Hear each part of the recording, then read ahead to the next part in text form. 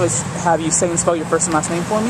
Timothy P. Reyburn, that's Timothy, P, and middle initial Reyburn. And what's your title or position? I'm currently the elected president of Russet Board of Directors, and I'm a 16-year resident. All right, Tim, then just ignore the camera and just talk to me. Go ahead and just tell me a little bit about why you're here today.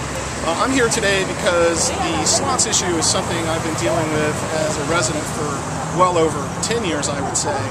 And when the different initiatives come up for zoning or slots, we fought slots. I'm personally against slots. I don't think it's a smart way to be funding government operations. It should be a special fund to handle special projects. But the state referendum went through. We fought that as hard as we could. Our precinct in Russet voted 11% against the state constitutional amendment. However, the aggregate vote was overwhelming, and we accept that. At this point, the board of directors in our community has been very consistent in stating we don't as a board or a community support or oppose slots. However, our concerns are very cogent regarding the zoning issues and their negative impact should slots come to the tracks. So we have to take a realistic approach. So we've been very careful, and again, in the position letter we voted on last night, we again said we did not, say we support or oppose slots, but we have concerns with their impact. Of course, the ultimate mitigation is they don't go in at all. Secondary mitigation is they go somewhere else. And at this point, it's a zoning question. It's not a question of stopping slots. It's not a question of will slots ever come. They're going to come. We realize that now. And it's about where it's most appropriate and has the least impact. Where does it go? It benefits the county the most? What area can handle the infrastructure the best? We have a lot of non-tidal wetlands over here to our west that feed the Chesapeake Bay. Chesapeake Bay has got issues. The Oxbow is a one-of-a-kind natural lake that's maintained by beavers right next to Russet. It's a very sensitive area that would be impacted by construction efforts and traffic and pollution and things like that. So there are a lot of issues. But at this point, the ultimate mitigation is, approving question A, number one, because the zoning for the county exactly matches the state constitution. Anything else would be less than what the state constitution authorized. The county zoning exactly matches the state constitution. And for that reason, we feel it should move forward for all those reasons.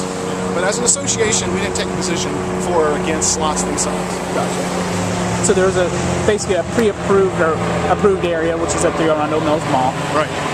And so you feel, I guess, as a community, even though, again, initially, obviously, you were not supporting slots, but since that is the proposed area, you feel like that's an appropriate area for them? Commercially, it does make more sense from a business standpoint. They have the infrastructure, they have the roadways, they have the mass transit, buses, airport, major roadways. It's a commercial area already. The folks moved in next to a commercial area knowingly, similar to the people in the Meriwether Post Pavilion. They moved in next to a concert area. And if they start complaining about music at 10 o'clock at night, I'm sorry, they're not going to close the theater. You moved in next to it. Yes, we moved next to a horse racing track, and that's what we have. And we hope the horse racing track can survive. With the revenue, they're going to benefit from this referendum. It's interesting they would fight this because they're going to be getting 9.5% of this revenue. All racetracks in the state of Maryland are going to benefit from this revenue stream to, number one, double their purses and improve their infrastructure.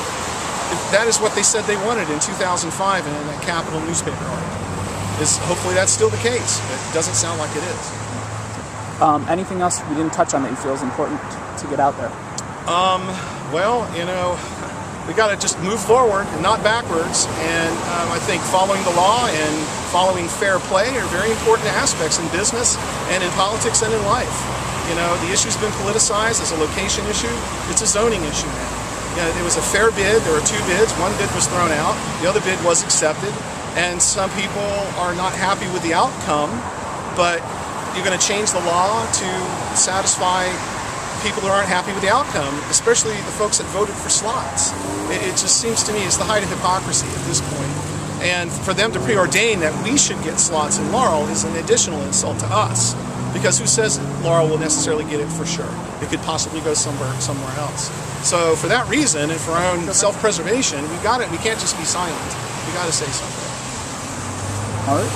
Awesome. Thank you.